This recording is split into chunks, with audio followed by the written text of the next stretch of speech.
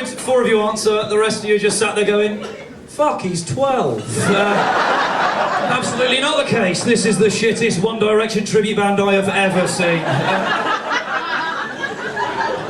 There's one woman orgasm there, lovely. Obviously a Harry Styles fan. Could be Caroline Flack or just another. Hello, my name's Matt, it's nice to be here. This is a lovely gig, right? You do a lot of odd gigs when you do this. You get heckled quite a lot when you do this. And I got my favourite heckle ever recently at a gig. I recently did a gig and I got heckled by a man dressed as the Stig from Top Gear, right? Which is as weird as it sounds. I'll tell you what happened. I was on stage, sort of nattering away. Everything was fine, everything was going all right. There was this massive stag do sat by the side of the stage, right? With the stag sat in the middle, dressed as the Stig in the full gear. In hindsight, it could have just been the actual Stig on his stag do, but we'll ignore that, right? He just takes it really seriously. So they're all sat there, and they are hating me, right? And the Stig just sat there with his arms crossed, right? Just thinking, he's obviously a prick, right? Like that in the middle. In my favourite heckle I've ever had, the man dressed as the Stig just opened his helmet, went, "You're not very good," and then shut it again. So we could carry on looking like the Stig, right? Which is just commitment to fancy dress. How lovely. Only been by 2 other times. I once did a gig, a man came up to me afterwards and made me write him out a cheque for the 20 minutes of his life that I owed him back. I did a gig once and I got heckled by my own mum, right now. I love my mum, she's a legend, we get on really well. She likes 2 things in life, upsetting me and watching other comedians. So if she can do both, wins in, right?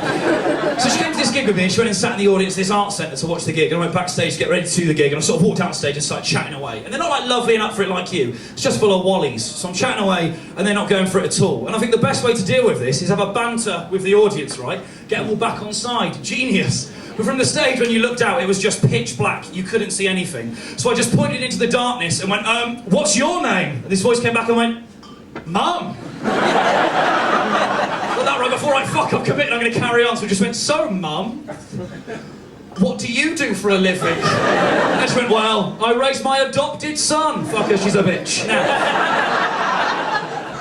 I still live at home with my parents. Give me a cheer if you live at home with your parents. This is Sussex, Matt. No.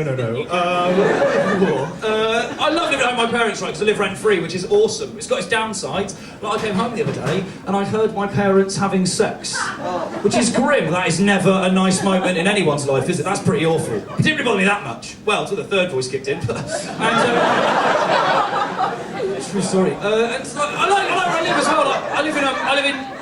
Alright, fucking mum, chill out. I shouldn't bring her along anymore. I live in Oxford, right, which I love. Oxford's a cool place. What I like about Oxford, people say Oxford is sort of full of sort of posh, intelligent people. I tend to disagree. I think it's full of idiots. I call them oxymorons because I'm funny as fuck. Now,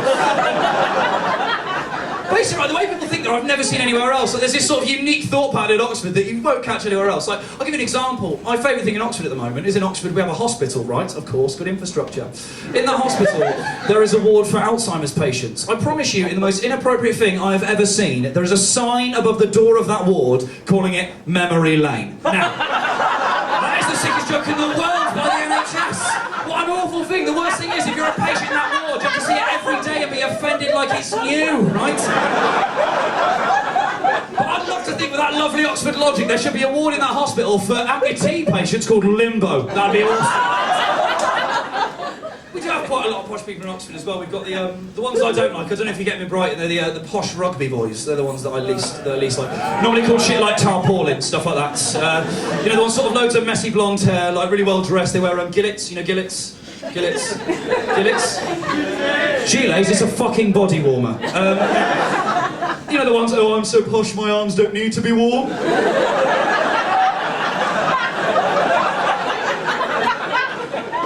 You know the well-dressed ones, the ones that look like what happened if you gave Shrek an Abercrombie gift voucher. Those cunts. It's quite early on to drop the C word, I admit. People always ask me when I swear, they always go, do your parents know that you swear so much? My parents swear loads. Like the first time I ever heard the C word was when I was 10 years old and my mum called my dad one in front of me, and when I asked her what it meant, she told me it was just another word for a man, right? Will I be a cunt when I grow up? Probably, son, probably. There's a lot of posh people in Oxford, like the ones, there's this sort of the stereotype that they've got this look, right? They're meant to have a look, and the look is they've got long faces and big teeth. That's the stereotypical posh person. You know the look, you live in Sussex. Oh, Jemima, there's a pheasant in my bum. Look at the Polish lady that cleans to get it out of me. I can't, closing my eyes, I can't see. I don't necessarily agree with that as a stereotype of what posh people look like, right? I don't think that's what all posh people look like. Although I was driving down the street in Oxford the other day towards two girls and I slowed down because I thought they were horses.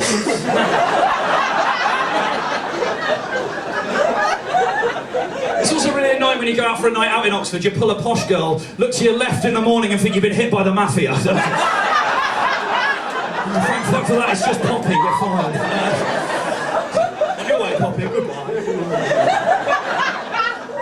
And like, right, so I like where I live and I like living with my parents. My mum is my hero at the moment because my mum's hit 50 recently and she's just decided she doesn't give a fuck anymore, right?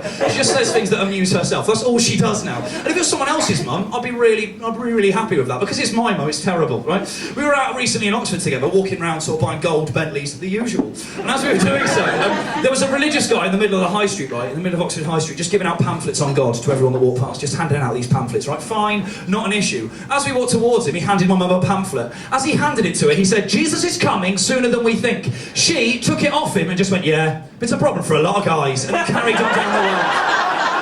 What the fuck are you doing? I love people like that, just people that sort of say things that you go, what? I live in quite a rough area, like I live in sort of like a rough area, but I live in like a middle class bit in the middle of a rough area, right? It's like a middle class ghetto. I call it the ghetto. Now, it means we've got quite a lot of like chavs and stuff, but our chavs, they think they're M&M, but they're more M&S, right? They're just I just love the wit on them. Like, I was recently walking down my local high street, and there was these two girls walking in front of me. It was quite early in the morning on a Sunday, and they were doing what's commonly known as the walk of shame, right? And they were dressed like, you know, slags. You know, dresses so short in a nightclub you can dance to them and simultaneously give them a smear test. Those kind of girls.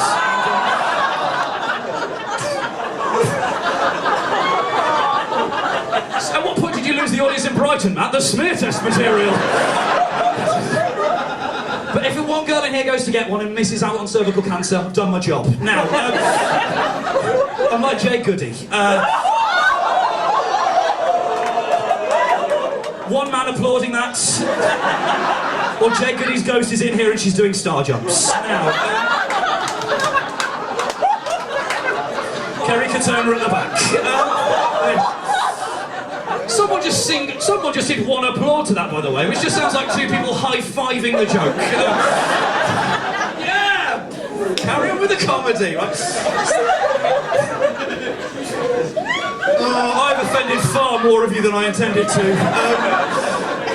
So these girls, right, they're walking down the high street, and as what pulls up, right, along the high street, along the road, this car starts to drive along, and it's a proper chavvy car, you know, like a Citroen Saxo, like with nosebleed music coming out of the speaker system. And I've got quite a chavvy car. I drive a 12-year-old Peugeot 106. Ladies. Did someone just yell gay? Well, he drives a car, obviously a homo.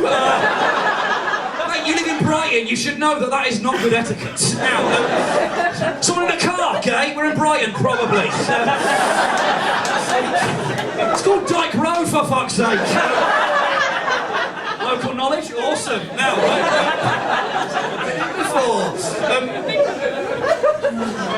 right, so, don't just yell gay at any... Like, it's like you're trying to do real-life Grindr. Just all walking around like, gay! Everyone else gay! 10 feet, 9 feet, gay! Send us a pic, you're right in front of me, stop yelling gay! I've even told my parents. So right, I'm trying to tell a fucking story. Stop being so proud, right now.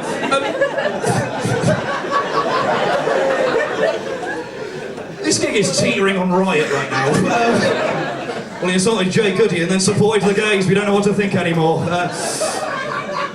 There were these two girls, right, walking down the high street, and this car pulled up, and I've got a 12-year-old Peugeot 106, shut the fuck up. And I love my car. It's a very sexy car, I think you'll agree, ladies, very sexy. What you can do, you can fold down the back seats and make love in it, or go to the tip, your choice. Now, basically, right, so these girls walking down the high street, and this is, I just love honest people. This car drives past, and a guy in the car sticks his head out the window to yell at these girls to tell them they're fit, right? But he sticks his head out the window, takes one look at them, and just goes, nah, and gets back in the car again. How lovely is that? Like at school, there were kids at my school, like my favourite thing, my favourite example of this, at school, like there was a kid in my class with a nickname, and his nickname, right, there were two, my favourite nicknames at school, there was a kid in my class from Transylvania who had asthma, and we called him Vlad the Inhaler, and there was, there was a kid in my class called Maggot, right? And Maggot's nickname was Maggot because on the first day of year 7, he wore a cream puffer jacket into school, and it made him look a little bit like a maggot. Right? That's the only reason. We taught him for 7 years of his life. Bless him. We were sat in our last lesson one day, right? Our last lesson in school, we were well excited to leave, and someone just went, "Oh, Maggot, you looking forward to leaving school?" And he just lost it. He just went, "Yes, I am!" Like that, we all gone, "Fuck, this is awkward," right? And someone went, "Why are you so angry?" He went, "For 7 years of my life, I've been called Maggot, and I've done nothing to justify that nickname. All I did was wear a coat my mum bought me when I was 11 years old to school. I had no choice in the matter, but you know what? You've tortured me. I'm miserable. I'm depressed," right? We're all sat there going, "Fuck, this is really awkward." And then someone at the back of the class just yelled out, "Why are you depressed? Is it because when you turn into a fly, you're only going to live for 24 hours? My favourite memory in my life like that is my dad and I argue quite a lot. We don't get on very well. We were recently having an argument in our kitchen, and what happened was I slammed the door, and my dad went, "Don't slam the door." I went, "Don't be a dick." He went, "Don't you be a dick." I went, "Don't you be a dick," right? We're a very witty family. And as we sort of arguing away, my mum was in the kitchen as well, doing anything she could to ignore the argument, going, "They're both pricks, this doesn't really matter," right? So they're just ignoring us. And this argument escalates to the point we just yell in each other's faces, going, "I hate you, I'm going to hate you more, right? Do you not want you to leave? I'm going to stay because I'll piss you off," right? Things like this. And as it gets worse and worse and worse, my dad leant into my face and said the worst thing anyone's ever said to me. Because as we're arguing away, my dad leant into my face and just went, "The best part of you dribbled down your mum's leg," right?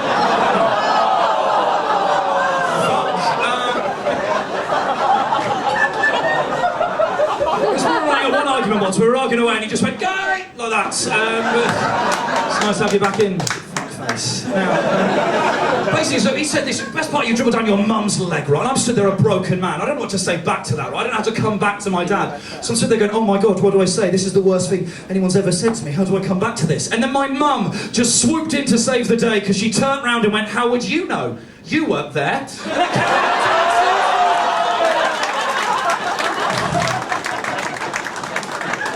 You've been absolutely lovely. Enjoy the rest of your night. My name's Matt Richardson. See you soon. Bye.